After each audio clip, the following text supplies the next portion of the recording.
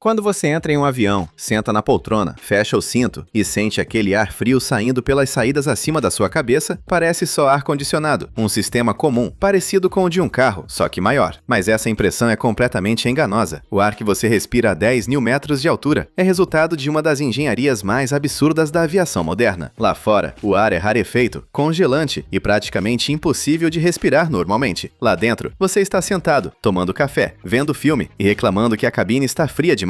E aqui começa o paradoxo. Em muitos aviões comerciais, o ar que entra na cabine vem direto dos motores. Sim, dos motores. Não do escapamento, não da queima do combustível, mas de uma etapa anterior do motor a jato, onde o ar está sendo comprimido antes de entrar na combustão. Esse ar é chamado de bleed air, ou ar sangrado, e ele é uma das razões pelas quais você consegue respirar dentro de um tubo de metal cruzando o céu a quase 900 km por hora.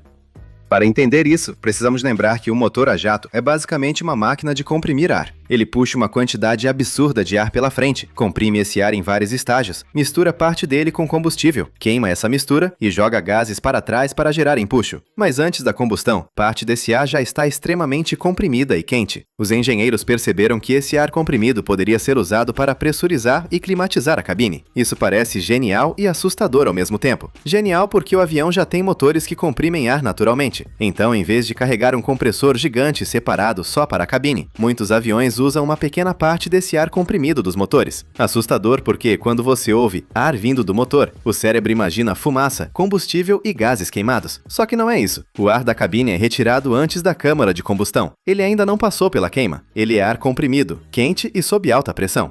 Mas esse ar não entra na cabine do jeito que sai do motor. Se entrasse, seria quente demais e pressurizado demais. Ele precisa passar por um sistema chamado PACs, que são unidades de condicionamento de ar. Esses PACs fazem uma engenharia quase mágica. Pegam ar muito quente e comprimido, resfriam, expandem, misturam, controlam temperatura e enviam para a cabine em uma condição respirável e confortável. É como transformar o ar brutal de uma turbina em ar civilizado para passageiros. Agora pensa no desafio. Do lado de fora do avião, a temperatura pode estar abaixo de menos 40 graus Celsius. A pressão atmosférica é muito menor do que ao nível do mar. Se a cabine não fosse pressurizada, as pessoas não conseguiriam respirar adequadamente. Mas o avião não pode simplesmente encher a cabine com ar e fechar tudo como uma garrafa. Ele precisa renovar esse ar o tempo inteiro, controlar pressão, temperatura, umidade e qualidade. A cabine é como uma bolha artificial de sobrevivência dentro de um ambiente extremo.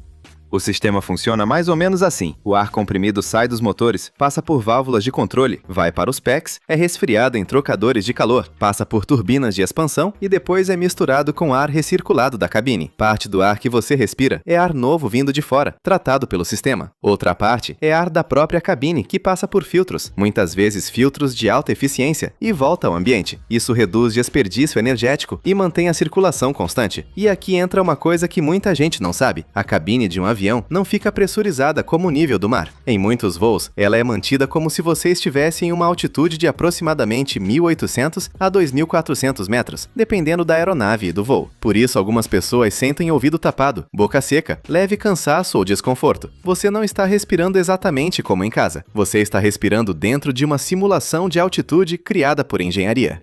A pressão da cabine é controlada por uma peça essencial chamada válvula de saída, ou outflow valve. O avião coloca ar para dentro, mas também deixa ar sair de forma controlada. É esse equilíbrio que mantém a pressão interna correta. Se entra mais ar do que sai, a pressão sobe. Se sai mais do que entra, a pressão cai. Então o avião está o tempo todo administrando uma diferença enorme entre o mundo confortável dentro da cabine e o mundo hostil lá fora. Agora vem a parte mais impressionante. O ar-condicionado do avião não existe apenas para deixar você confortável. Ele é um sistema de suporte à vida. Em solo, ar-condicionado é conforto. Em cruzeiro, a 10 mil metros é sobrevivência. Ele pressuriza, aquece, resfria, renova e distribui ar respirável para centenas de pessoas. Se a temperatura está agradável, se você consegue respirar, se a cabine não vira um ambiente sufocante, é porque esse sistema está trabalhando sem parar. E por que chamá-lo de o ar-condicionado mais caro do mundo?